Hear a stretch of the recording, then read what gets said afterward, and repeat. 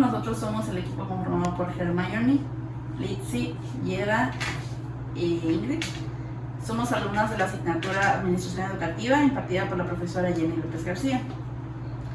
El propósito de esta entrevista es recabar información sobre los cambios recientes en el área de servicio social, así como conocer los retos, dificultades, aprendizajes y resultados que se han generado a partir de este proceso.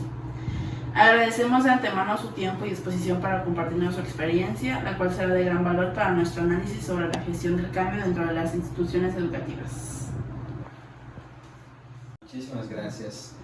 Bueno, para empezar yo quisiera pues presentarme, ¿verdad? Para que conozcan un poquito de la trayectoria que tengo aquí en la facultad, en la parte de administración también. Yo soy el maestro Rodrigo Arturo Domínguez Castillo. Llevo 18 años trabajando aquí en la Facultad de Educación. Del 2010 al 2018 me tocó coordinar la licenciatura en Educación. Y después, a partir del 2019, pues me pusieron a ver lo que viene siendo esta área del servicio social, ¿no? Que más o menos como unos 6 años ya llevo en este departamento. Contarnos brevemente qué tipo de cambio ha vivido el área de servicio social en los últimos años y qué motivó este cambio. Bueno, muy bien. Un ejemplo que pensé, ¿verdad?, para hablar específicamente del servicio social y donde se dieron algunos cambios, yo creo que más para bien, fue cuando empezó el tiempo de la pandemia. Habían ciertos procesos muy específicos en el servicio social y muchas cosas eran presenciales e impresas en cuestión de documentos, ¿no? Entonces, cuando viene la pandemia, tuvimos que hacer pues bastantes ajustes para continuar con los trámites del servicio, pero de una manera más virtual, de una manera más a distancia, con entrega de documentos digitales, ¿no? ¿Fueron los principales retos o dificultades que enfrentaron durante ese proceso de cambio? Ok, muy bien. Específicamente ya hablando de qué cambios hubieron, cuando un alumno escoge su servicio social, pues habían servicios prácticamente todos eran presenciales. No habían proyectos de servicio social que sean virtuales o a distancia, pero se tuvieron que adaptar proyectos de servicio para trabajar en casa. Todos estábamos en casa, ¿no? Y también la entrega de documentos para liberar, todo tenía que traer el alumno aquí de forma impresa. Y se empezó a manejar todo de forma digital. Los archivos, todas estas carpetas eran carpetas de expedientes en físico, les decimos, ¿no? Pero con la pandemia, pues todo se empezó a digitalizar, todo escaneado, todo en PDF y todo eso se empezó a archivar en las computadoras también. Entonces, de alguna forma, estos cambios sí trajeron algunos problemas porque había gente que pues tenía equipo, pero había gente que no tenía equipo para escanear, para mandar correo. Por increíble que parezca, hay gente o alumnos que no contaban con ese equipo. Entonces eso también empezó a tener un poquito de afectación porque decía el alumno, bueno, yo no tengo computador y ¿cómo le voy a hacer?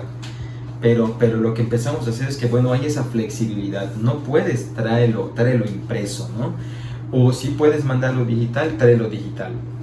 Entonces para mucha gente se le hizo muy cómodo también porque vivía lejos y el tener que traer todos esos documentos a la facultad pues le representaba perder tiempo o dinero, y al empezar a hacerlo digital pues eso ayudó mucho, sobre todo en ese tiempo que nadie quería salir de casa, ¿no? Ok, y como tercera pregunta sería, desde su experiencia, ¿cómo afectó este cambio a la cultura organizacional del área? Por ejemplo, relacionado con la forma de trabajo, comunicación, cohesión o valores del equipo. Ok, yo creo que sí ayudó mucho porque hasta la forma en que trabajábamos, todos los responsables de servicio social de cada facultad, cada mes se reúnen presencial y empezamos a trabajar también en la virtualidad, ¿no?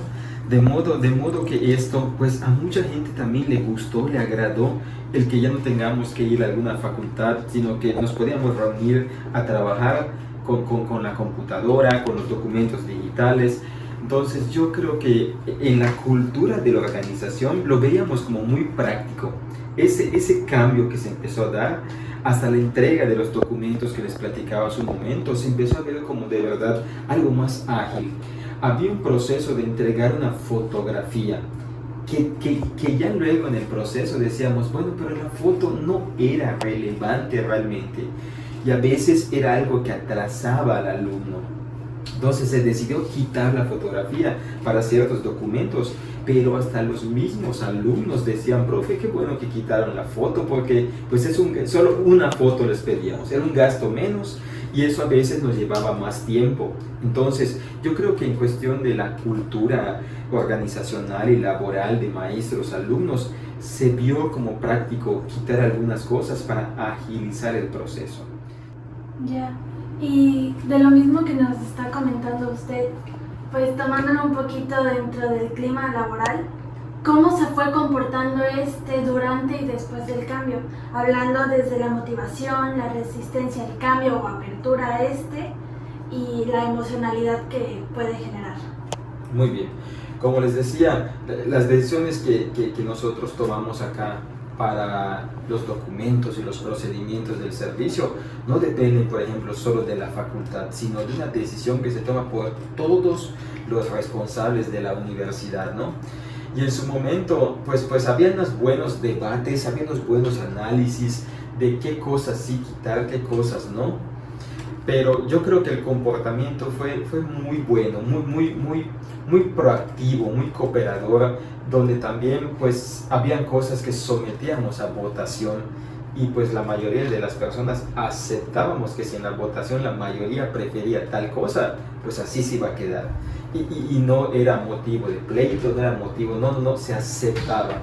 Eso ayudó mucho, pero yo considero también que las personas que estaban involucradas pues eran personas adultas, ya eran profesionistas, entendían la dinámica de que pues algo sí iba a tener que quedar, aunque sea por mayoría, y todos íbamos a cargar lo que decidió la mayoría, y no había que alguien siga peleando después. No, si decidíamos se va a quitar la foto y la mayoría lo decidió, decían los demás, ok, no hay problema, vamos a quitar la foto y seguimos.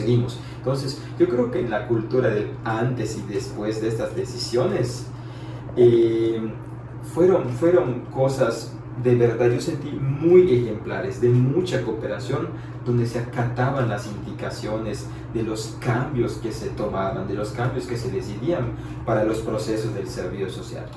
Claro, y tomando esto último que dijo, junto con lo demás que ha mencionado, pues podemos sintetizarlo o a manera de conclusión. ¿Podría decirnos cuáles serían estos cambios positivos que generó el proceso de ese cambio, vaya la redundancia, entre el antes y el después? Ok, sí, yo creo que como proceso de administración, que es lo que ustedes están viendo, yo creo que las cosas positivas que trajo o las características principales de esos cambios positivos que hubieron, yo pondría por allá algunos, ¿no? Por ejemplo, primero la disposición del equipo. El equipo que tomaba las decisiones para esos cambios era comprometido, ¿no? Era comprometido e iba a aceptar los cambios que se iban a proponer. Yo creo que en una organización eso es clave. Si hay algunos que dicen, no, pues aunque ustedes decían tal cosa, nosotros no vamos a hacer eso, o sea, ahí empieza el conflicto. Pero ayudó mucho que en el equipo decían lo que decía la mayoría, vamos a jalar, vamos a cumplir, vamos a acatar también. Yo creo que eso ayudó. Otra cosa que en conclusión siento que fue clave es que en esos procesos de servicio social pues hay mucha interacción con los alumnos cuando están en esa etapa. Entonces, ya sea presencial o ya sea en la virtualidad de la pandemia, se trató mucho de estar constantemente informando al alumno de los cambios que habían. Que en mi experiencia, en mi experiencia poca, mínima si quieren, en administración, la comunicación con las personas involucradas es clave. Tiene que haber una comunicación muy clara, muy transparente, muy directa con las personas involucradas en algún proceso para que luego no se molesten, no se quejen y que estén informados, ¿no? Entonces, tanto del equipo como con las personas que eran los alumnos, que nos tocaba involucrarnos en sus trámites, pues había muy buena información, mandábamos correos, mandábamos avisos, subíamos anuncios en el Facebook, entonces le llegaba la información al alumno. Entre los alumnos nosotros tratamos de que por medio de audios, por medio de WhatsApp, le comenten eso a su generación, a sus amigos que están haciendo servicio, pues para que el proceso continúe, se sepa y no haya desinformación. Muchas gracias, profe, por permitirnos entrevistarlo y pues por ayudarnos en esta ampliación del conocimiento, que nosotros no sabíamos nada de esto, del cambio. Claro que se da por entendido, pero escucharlo de alguien que estuvo ahí y que ha trabajado antes y después de este proceso, que suponemos sigue pues actualizándose, es muy bueno poder escucharlo de usted. Muchas gracias. No, muchas gracias a ustedes y con mucho gusto. Al analizar la entrevista que se le hizo al responsable del área de servicio social, se puede observar cómo los cambios derivados de la pandemia del COVID-19 transformaron profundamente la cultura organizativa de la Facultad de Educación. Según Robbins y George en 2010, la cultura de una organización se forma a través de valores, prácticas y comportamientos compartidos por sus miembros, y actúa como un marco que guía la manera en la que se hacen las cosas. En este caso, el cambio de un proceso presencial a uno digital modificó no solo las rutinas administrativas, sino también las creencias y actitudes hacia el uso de la tecnología y la forma de comunicarse.